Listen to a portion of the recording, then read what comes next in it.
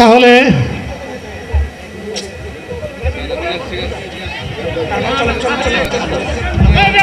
আল্লাহ যত সময় আয়াত দিয়েছেন তত সময় মানুষের জন্য লড়াই করবো ইনশাআল্লাহ। এ লড়াই বন্ধ হবে না। বাংলার মানুষের মুক্তি অর্জন হওয়া পর্যন্ত আমাদের লড়াই অব্যাহত থাকবে।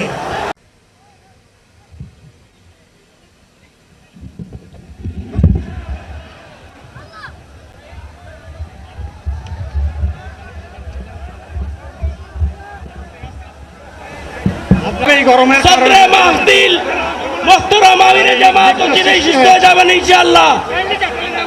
আমি আল্লাহ তাআলার শুকরিয়া আদায় করি, আল্লাহ তাআলার শুকরিয়া আদায় করি আবার আপনাদের সামনে দাঁড়াতে পেরেছি। আমি বলেছিলাম দুর্নীতিমুক্ত বাংলাদেশ ইনশাআল্লাহ সবাইকে নিয়ে আমরা গড়ব। আমরা কথা দিচ্ছি বাংলাদেশ জামাত ইসলামী যদি আল্লাহ তাআলার মেহেরবানি এবং সরকার জনগণের ভালোবাসা নিয়ে সরকার গঠন করে তাহলে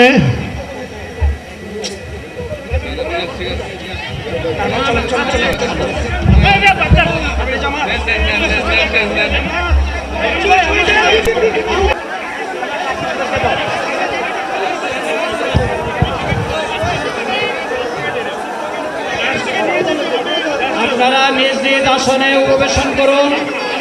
সংগঠনের দায়িত্বশীলগণ প্রয়োজনীয় দিক নির্দেশনা দিবেন। আপনাদেরকে নিজ নিজ জায়গায় অবস্থান করার জন্য অনুরোধ করা হচ্ছে। দেন না এখানে আপনাদের এই ড্রোনগুলো আলহামদুলিল্লাহ আলহামদুলিল্লাহ। আরে আল্লাহ যত সময় আয়াত দিয়েছেন তত সময় মানুষের জন্য লড়াই করবো ইনশাআল্লাহ। এ লড়াই বন্ধ হবে না। বাংলার মানুষের মুক্তি অর্জন হওয়া পর্যন্ত আমাদের লড়াই অব্যাহত থাকবে।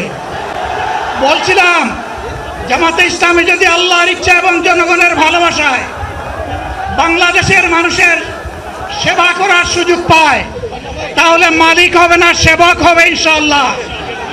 আজ আমি ঘোষণা দিচ্ছি লক্ষ জনতাকে সাথে নিয়ে বাংলাদেশ জামাতে ইসলামী থেকে যারা আগামীতে সংসদ সদস্য হিসাবে নির্বাচিত হবেন, আরে আপনারা কথা বন্ধ করেন, আপনারা কথা বন্ধ করেন, সবাই বসে পড়েন, সবাই বসেন বসেন, কেউ দাঁড়াবেন না, সবাই বসেন। যদি আল্লাহর ইচ্ছায় জনগণের ভালোবাসায় বাংলাদেশ জামাতে ইসলামী থেকে সংসদ সদস্যরা নির্বাচিত হয়ে সরকার গঠন করেন তাহলে কোনো এমপি কোনো মন্ত্রী আগামীতে সরকার কিন্তু প্লট গ্রহণ করবে না। কোনো এমপি এবং কোনো মন্ত্রী ট্যাক্সবিহীন কোনো গাড়ি চড়বে না। কোনো এমপি এবং কোনো মন্ত্রী তার নিজের হাতে কোনো টাকা চালাচালি করবে না। কোনো এমপি এবং কোনো মন্ত্রী যদি তার নির্দিষ্ট কোনো কাজের জন্য বরাদ্দ পেয়ে থাকেন, কাজ শেষ হওয়ার সাথে সাথে বাংলাদেশের 18 কোটি মানুষের কাছে তারা তার প্রতিবেদন তুলে ধরতে বাধ্য হবেন। সম্মানিত বন্ধুগণ, চাঁদা আমরা নিব না, দুর্নীতি আমরা করব না, চাঁদা আমরা নিতে দেব না, দুর্নীতি আমরা সহ্য করব না। এই বাংলাদেশটাই আমরা দেখতে চাই।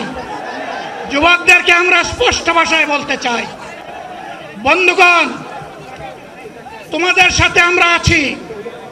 আমি আজকে জামাতের আমির হিসাবে এখানে কথা বলতে আসিনি।